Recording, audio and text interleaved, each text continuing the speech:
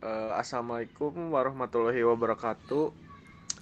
Kali ini kelompok kita akan mempresentasikan menentukan harga HP bekas menggunakan metode Fuji yang beranggotakan Ibnu Fajril, Muhammad Sadam Erlangga, Gilman Muslih, Ibnu Sani Tegar Bagaskoro.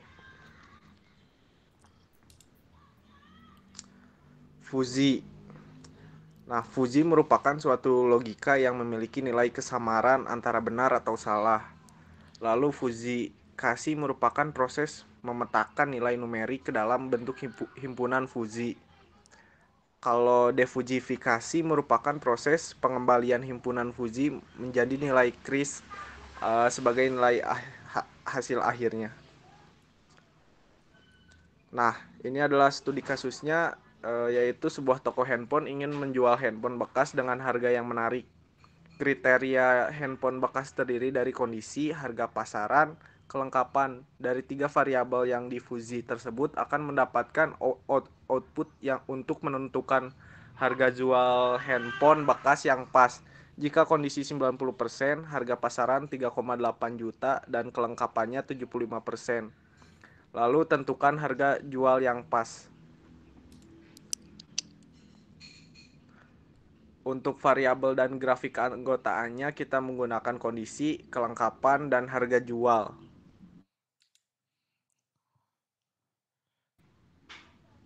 Oke, bisa dilanjut oleh Bagas. Oke, baik. Jadi di sini kita akan jelaskan ada grafiknya kurang cukup bagus. Jadi grafik keanggotaan variabel kondisi dengan grafik yang tertera dari kurang itu kondisinya itu kurang dari 30%. Sedangkan yang tidak kurang itu kondisinya kurang dari 60%. Cukup kondisinya 65%, tidak cukup kondisinya kurang 50% atau kondisi lebih 80%. Bagus kondisi lebih kurangnya 90% dan tidak bagusnya kondisinya kurang lebih 70%. Oke, next. Jadi dari nilai fungsi keanggotaan itu yang pertama ada kurang. Jadi rumusnya kurang X kurang lebih dari 30 per 1. Terus X kurang 60 dan seterusnya. Dan rumus dari cukup itu sebagai berikut. X sama dengan 65 dan 50 dan selanjutnya 50 kurang X kurang 65 dan seterusnya. Dan rumus yang bagus itu sebagai berikut. X besar dari 90 per 1 dan X kurang dari 90 dan seterusnya. Jadi nilai kondisi 90% itu bagus itu nilainya 1. Oke, dari grafik rendah standar tinggi, dari grafik keanggotaan variabel harga pasaran. Jadi kurangnya itu kondisi kurang dari 30%. Tidak kurang kondisinya lebih dan kurangnya 60%. Sedangkan cukup kondisinya 65%. Pada grafik tidak cukup kondisinya lebih 50% atau kondisinya lebih 80%. Dan bagus kondisinya lebih kurang 90%. Dan yang terakhir tidak bagus itu kondisinya lebih kurangnya 70%. Oke, mungkin selanjutnya dibaca oleh apa?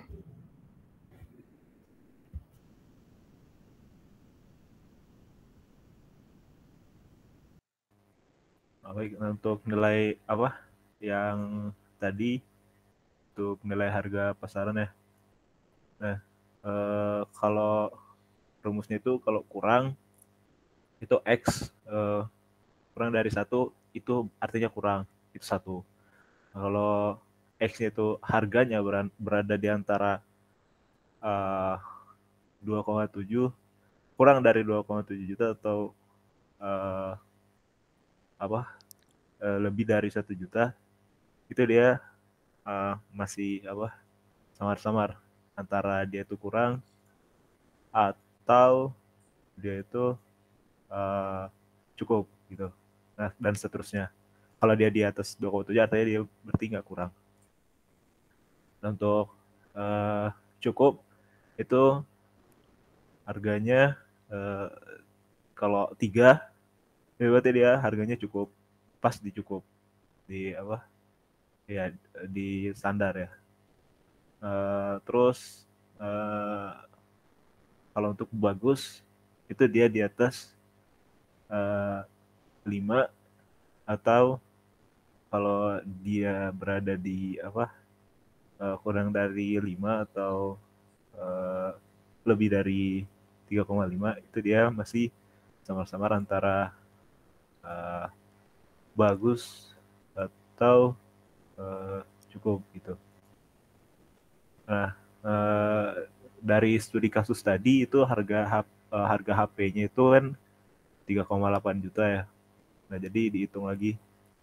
Oke, kan 3,8 itu kan dia ada di standar dan tinggi. Coba bisa liatin yang grafiknya tadi.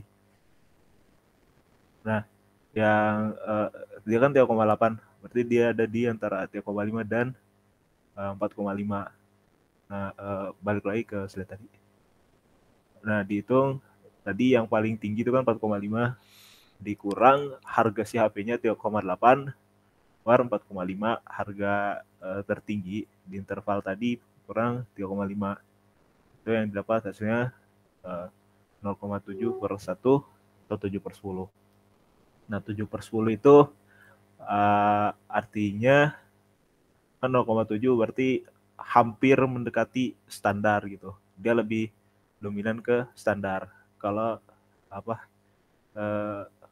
dihitung lagi dengan fungsi keanggotaan di bagian tinggi gitu, dia lebih ke arah standar.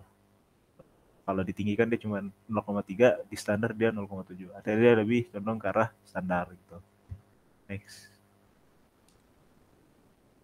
Nah, kalau ini untuk kelengkapan. Nah, kalau untuk kelengkapan itu bisa kita lihat kalau dia kurang dari 20%, itu dia kurang, kelengkapannya kurang. Kalau kalau dia di atas 40%, itu dia bisa dikatakan tidak kurang gitu, nggak kurang-kurang banget. Nah, kalau kelengkapannya 55% itu cukup. Kalau dia di antara 30 ini kan dia masuk di area kurang, 80 ini dia masih di interval lengkap gitu. Jadi bisa dikatakan tidak cukup gitu. Kalau dia lebih dari 80 berarti dia masuknya lengkap. Kalau di bawah 30 itu kurang. Nah, itu nggak cukup gitu kan. Nah, terus kalau dia di atas 90% itu udah bagus. Itu kalau kita tarik garis dia udah menyentuh angka 1. Nah, kalau di 70% ini dia masih samar-samar gitu antara lengkap atau enggak cukup gitu. Nah, next. Nah, kita lihat di sini tadi sama seperti perhitungan sebelumnya. Langsung aja tadi kan nilai di studi kasus yang diberikan itu kelengkapan HP-nya 70%. Nah, kita itu 70% itu ada di coba grafiknya. Nah, 70% tadi itu ada di antara cukup dan lengkap gitu. Oke, next. Tadi 70%, maaf. Nah, 70% itu berada di 70 dan 80 kan. Nah, berarti kita pakai rumus yang yang cukup dulu. Nah, yang cukup tadi berarti yang ya X yang dilengkap itu 80, yang paling tinggi dikurang 75. Nah, per 80 kurang 10 itu yang didapatkan hasilnya 5/10 atau per 2. Kalau untuk Itu dikurang 70 ya, salah itu. yang mana? Itu yang 80 kurang 10 itu kurang 70. Oh iya. Sini grafiknya kan. Ah. Oh iya, ya dia kan tadi di ini ya, di 70 ya. Eh, ya berarti hasilnya itu 5/60 ya? Ya. 5/60 tuh 0,8 lah, 0,8. Nah, sedangkan kalau yang Mio lengkap itu berarti di grafiknya tadi itu kan kalau lengkap itu kan berarti X dikurang 70 per 90. Maaf. 70/10 ya? Kalau lengkap 90 maaf. Iya kah? Nah, hasil yang didapatkan itu 1/2. Ya nggak sih? Ya, 1/2. 1/2. Nah, berarti nilai kelengkapan itu dia masuk ke cukup ya. Oke. Next. Nah, berdasarkan studi kasus yang diberikan dan perhitungan fuzzy yang dilakukan, HP ini itu masuk di pertama kalau untuk kondisi kalau untuk kondisi itu dia kan 90% berarti bagus, terus standar, ya dia masuk untuk kondisi 90% bagus, harga pasaran itu 3,8 juta dia masuk di standar, dan untuk kelengkapan itu cukup ya. Mungkin selanjutnya boleh.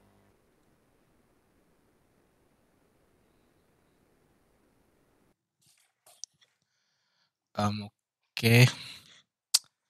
Di sini kita menampilkan grafik untuk outputnya, yaitu harga jual untuk HP bekas tersebut, di mana variabelnya itu rendah, standar, tinggi, ya sesuai nilai skalanya itu 0 sampai 7.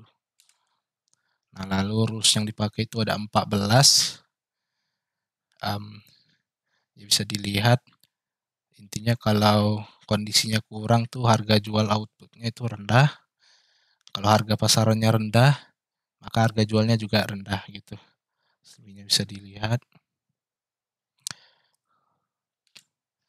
Nah, untuk yang sesuai hasil falsifikasi tadi, rules yang dipakai itu kondisi bagus, harga pasaran standar, kelengkapan cukup, harga jual standar.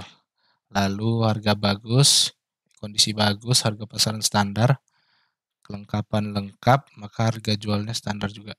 Lalu kondisi bagus, harga pasaran tinggi, kelengkapan cukup, harga jual tinggi, dan kondisi bagus, harga pasaran tinggi, dan kelengkapan lengkap, maka harga jualnya tinggi.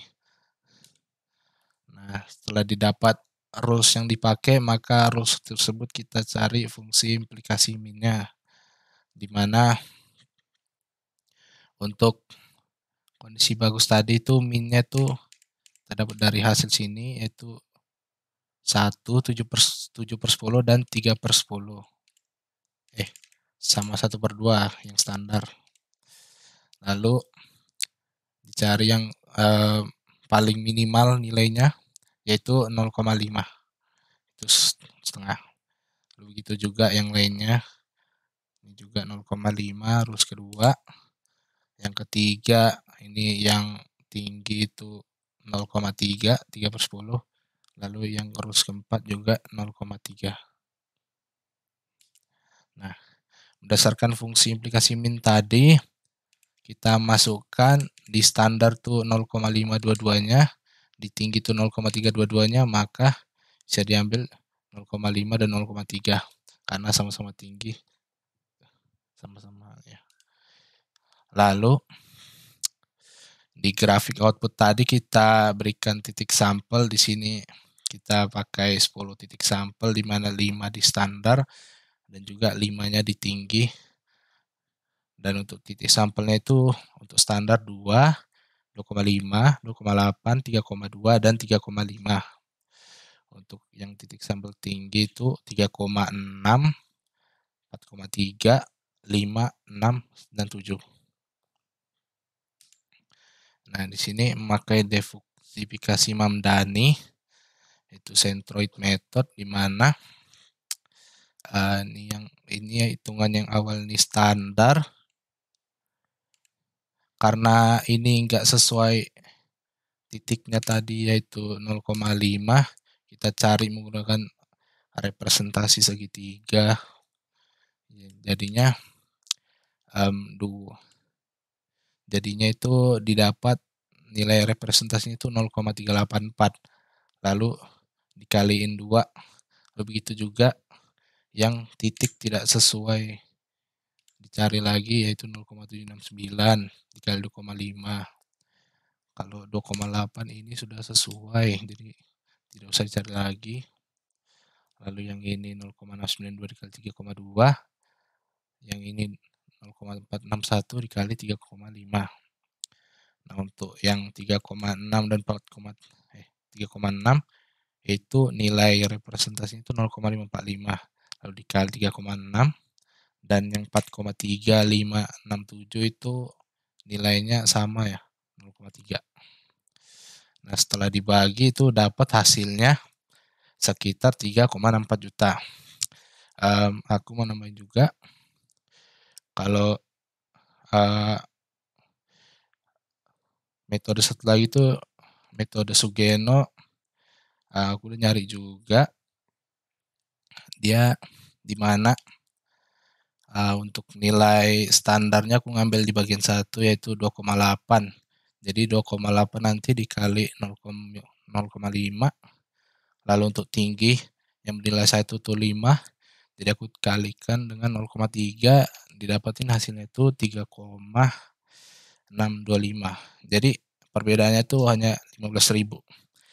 Mungkin untuk kita lihat itu kecil gitu, tapi karena kasus ini menjual handphone bekas di mana yaitu tujuannya mencari keuntungan, jadi 15.000 itu sangat berarti gitu. Jadi untuk kasus ini lebih baik menggunakan Mamdani karena lebih teliti juga nilainya. Untuk kesimpulan saya balikan ke Sadam. Oke. Jadi berdasarkan hasil eksperimen yang dilakukan penelitian mengenai penerapan metode Fuji dalam menentukan harga ponsel bekas, maka dapat diambil kesimpulan bahwa metode Fuji dapat diterapkan dalam menentukan harga ponsel bekas ya.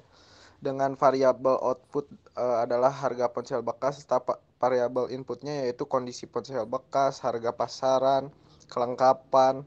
Nah, permasalahan pada penelitian ini masih menggunakan variabel umum yaitu kondisi ponsel bekas, harga pasaran, dan kelengkapan. Nah, sehingga penelitian ini masih dapat dikembangkan dengan menambahkan variabel input yang lebih kompleks seperti lama pemakaian ponsel, tahun keluaran, dan lainnya. Mungkin cukup sekian yang dapat kelompok kami presentasikan. Wassalamualaikum warahmatullahi wabarakatuh.